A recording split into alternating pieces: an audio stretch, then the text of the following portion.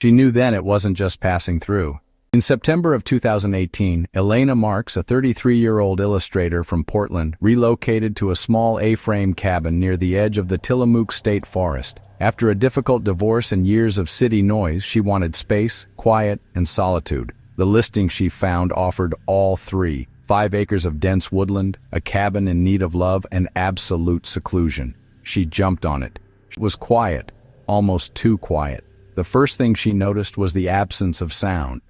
No crickets, no owls, no rustling underbrush, just wind through the trees and the creaking of an old home that had sat unoccupied for years. One morning she found large footprints in the mud behind her shed, barefoot.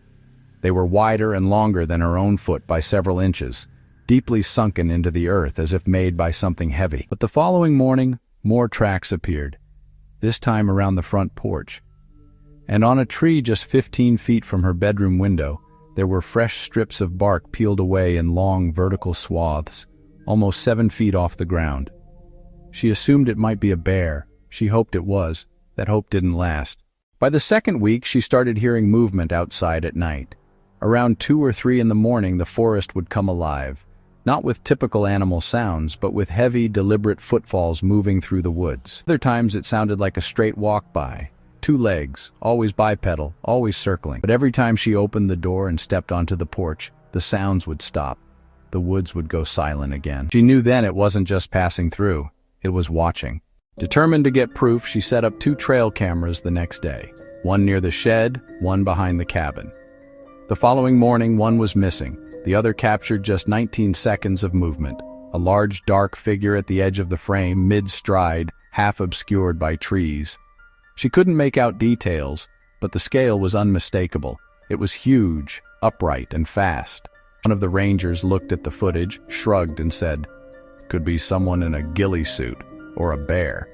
But if you're living off Dead Man's Edge, I'd keep the lights on at night." The name was new to her. Locals, he explained, had been telling stories about that stretch of forest for decades. Disappearances, strange sightings, howls in the dark, but they were just stories. Until now. There was something by the woodpile, something large, upright. She could make out a broad shoulder, the slope of a head, covered in dark matted hair. It was at least 7 feet tall, partially turned away, as if it had just noticed the light. When she got it back on, the figure was gone. Not a branch moved. Not a sound remained. It was always just there, observing. She began to believe it wasn't hunting her. It wasn't trying to frighten her. It was territorial, curious. She was the one who had intruded. She began leaving food at the edge of the trees. Apples, nuts, a chunk of smoked fish. Not as an offering, but as a test. Every time the food was gone by morning.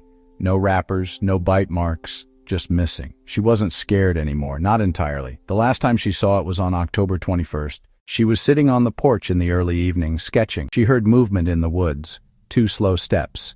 Then nothing. She never saw it emerge, but she could feel it nearby. Not in a supernatural way, just the instinctive awareness of being watched. After several minutes, the presence faded. The woods were quiet again. Elena still lives at Shadow Ridge. She's never seen the creature again. She just calls it what it was, a wild animal. Not friendly, not hostile, just real, curious, dominant.